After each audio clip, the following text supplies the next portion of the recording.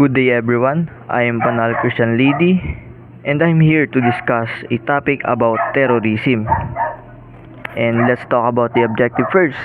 At the end of the discussion, the students should explain the semantic and history of terrorism, capable to identify the causes of terrorism, learn and know the four strategies of terrorism, be able to understand the components of terrorism, and lastly, read and analyze the counter-terrorism strategy. And now, let's define terrorism. What is terrorism? And it says here that terrorism is an act which aims to create a massive fear among individual or ordinary people by legal means. Ibig sabihin, ang goal or objective daw ng terrorism is to create a malakihang pagkatakot or matakot yung mga innocent people or ordinary people by illegal means or violence, pagpatay, pagkidnap, pagrape, at iba pa. And it is a threat to humanity. It includes person or group spreading violence, burglary, riots, rapes, kidnapping, fighting, bombing, and any form of violence.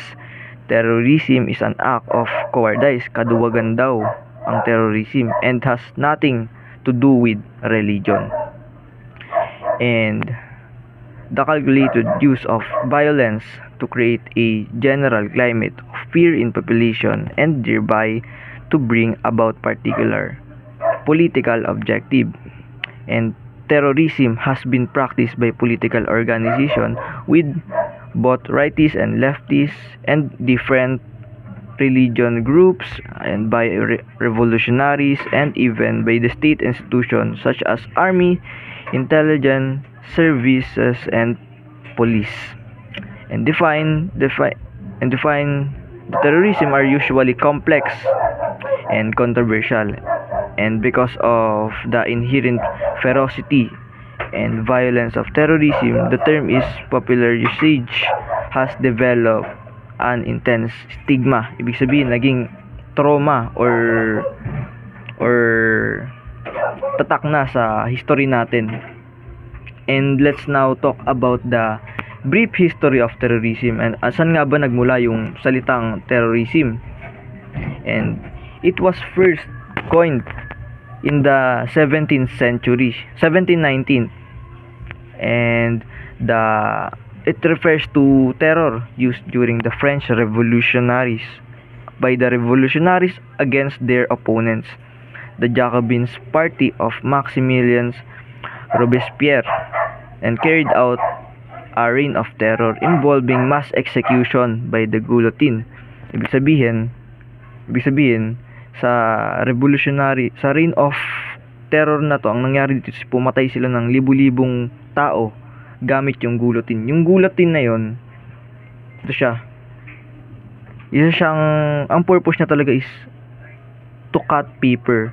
Pero dahil nga sa nangyari sa panahon na to, ginamit nila para pumatay ng maraming tao. Although terrorism in the usage implies an act of violence by a state against its domestic enemies, since the 20th century, the term has been applied most frequently to violence and aim either directly or indirectly at government. Bali, ginagamit na daw talaga siya. After mangyari nito, noong 20th century, ginamit na yung term na to para gamitin sa violence, aim indirectly or directly at the government in an effort to influence policy or topple an existing regime. And dito naman tayo magdako sa late 20th century. The term ecoterrorism was used to describe act of environmental destruction. Bali, yung word na to is ginagamit siya sa environmental destruction. Bali, yung ecoterrorism is siya yung nagde-describe sa pagkasira ng kalikasan, ng mga structure, ng mga nakikita natin sa paligid natin. Tinawag siyang ecoterrorism. It is connected to environment. Tulad na lamang dito sa mga binigyan example, burning the Kuwait oil wells by the Iraqi army during the Persian Gulf War. Yung Gulf War na yan, nangyari yan during late 17th, if I wasn't mistaken, and the term also applied to certain environmentally benign through criminal acts such as the spiking of numbers intended to disrupt or prevent activities allegedly harmful to the environment. 'Di ba? Kung napapansin mo, pagkasira ng kalikasan, yung term na ecoterrorism and yung dinidescribe niya. And dito naman sa early 21st, the term stochastic terrorism has been used to design the repeated use of hate speech or yung masasakit na salita and dehumanizing rhetoric. Pag sinabing rhetoric, it is persuasive or makukuha yung loob or language na mahatak yung mga tenga ng tao na makinig sa kanila, and by a political leader or other public figures that inspire one or more of the figure supporters to commit hates or other acts of violence.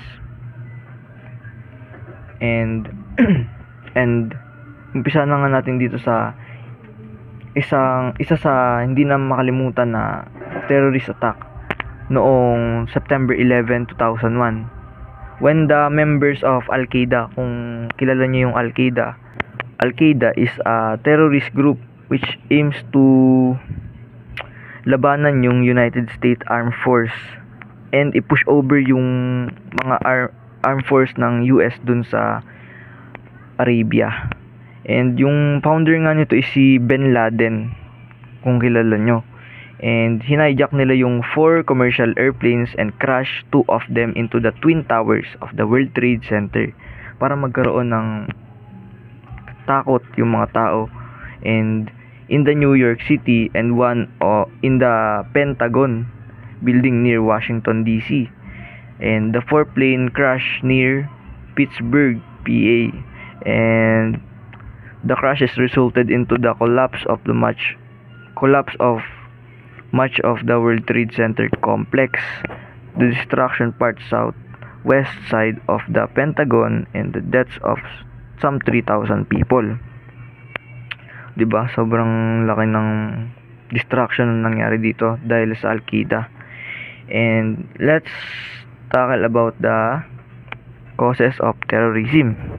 What is the causes of terrorism?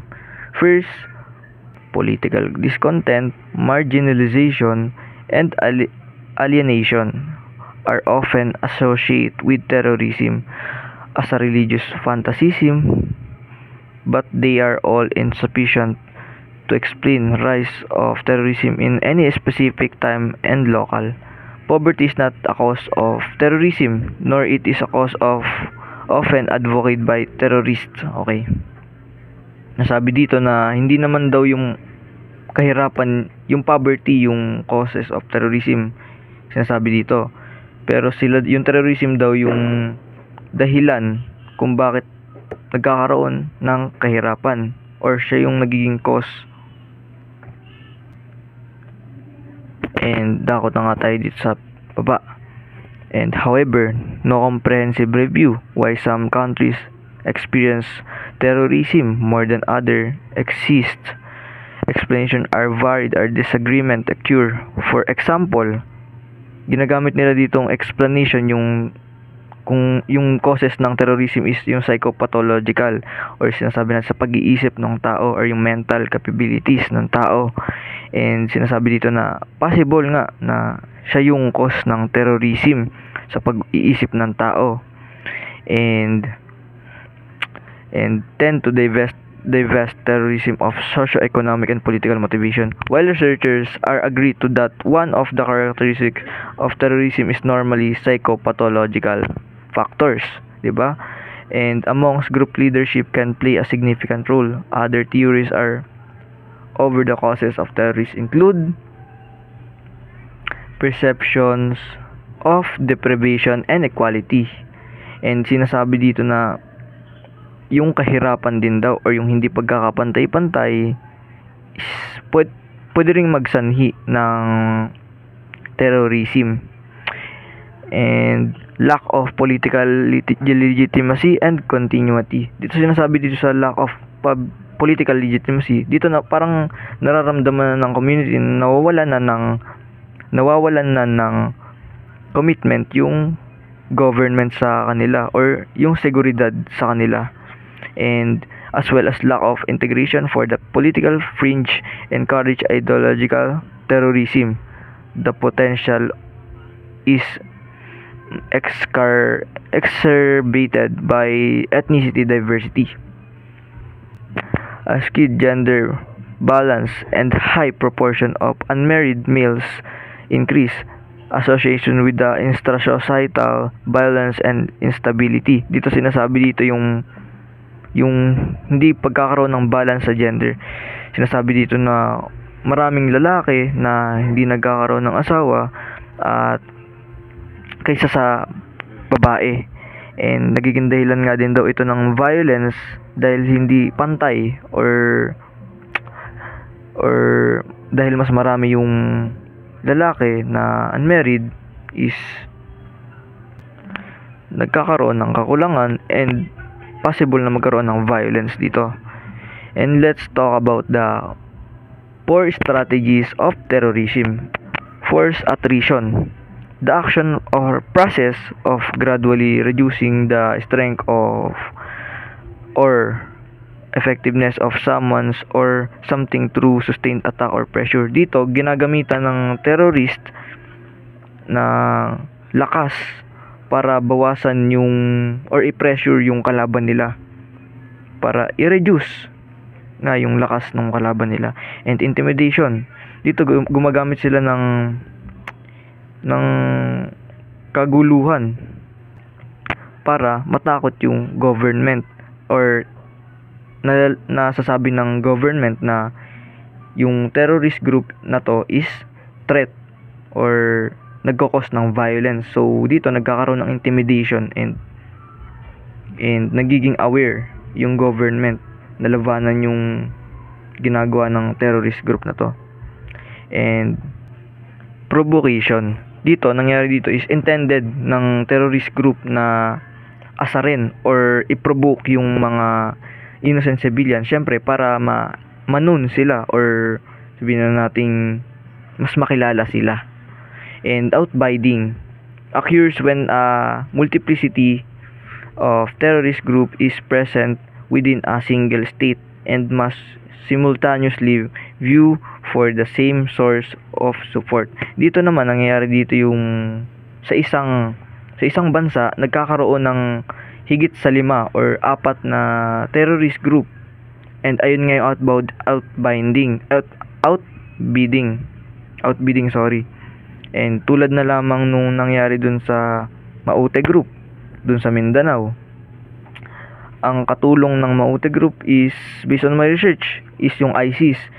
Nagkakaroon dito ng pagtutulungan sa dalawang terrorist group, and hindi nga nauubusan ng supplies or support yung Maute group dito dahil meron silang backup ng ISIS.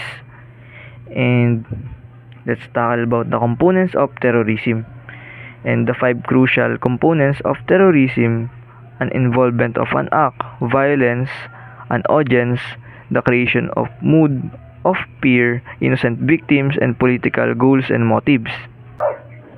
Dito sa involvement, nagkakaroon tayo ng violence dito between the terrorism, and isa dito yung crucial component is violence. Ito na nga yung ginagawa ng mga terrorist group na pumapatay sila, ng hostage sila, and gumagawa sila ng against the law para ipakita sa audience. Isa sa 5 crucial components is audience. Gusto na ipakita ng terrorist group yung sa audience yung ginagawa nilang pagpatay para magkaroon ng the creation of mood of fear. And innocent, sino nga ba yung mga nadadamay dito? Syempre yung mga innocent victims.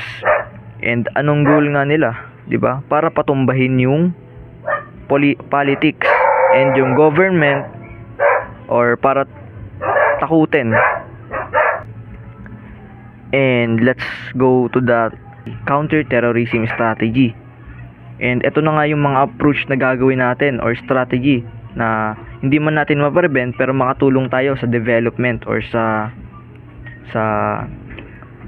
counter-terrorism na ginagawa ng ating government or politic. And sinasabi dito na stay abreast of national and regional development in the terrorism landscape, ensure tailored and evidence-based intervention and develop. Sinasabi dito na palagi tayong magkapit-bisig or magtulungan para sa national and regional developments natin or pagbabago para maiwasan natin or ma-prevent natin or makatulong pa tayo sa mga aksyon na ginagawa ng government natin, di ba? And dito na nga, isuportahan natin yung development and implementation na ginagawa ng mga batas, ng mga legislation, policies, and strategies na against terrorism, and build capacity of government agencies and non-governmental actors. Dito na nga, sinasabi dito na mag-build tayo ng capacity na tulad ng NCTC, National Counter-Terrorism Center. Sila yung nagpe-prevent or nag-a-against dun sa ginagawa ng mga terrorism, at para ma-prevent or mabawasan yung nangyayaring terorismo sa isang state, and support a whole of society approach to prevention of violent extremism and terrorism. Dito naman, tulad lang din to ni support the development, dito naman support the whole society approach. Yung ginagawa ng society natin is suportahan natin para ma-prevent yung violent extremism and terrorism. Enhancing mechanism for regional and international cooperation. Dito, sinasabi dito na i-enhance or improve natin yung pakikipag-cooperate natin between other country and our regionals, and para mas ma-prevent natin or mas magkaroon tayo ng information if may mangyayaring terrorism, mas magiging advanced tayo and maaga nating ma-anticipate o maiiwasan yung mga pangyayaring di nating gusto and about terrorism. And that's all. Thank you.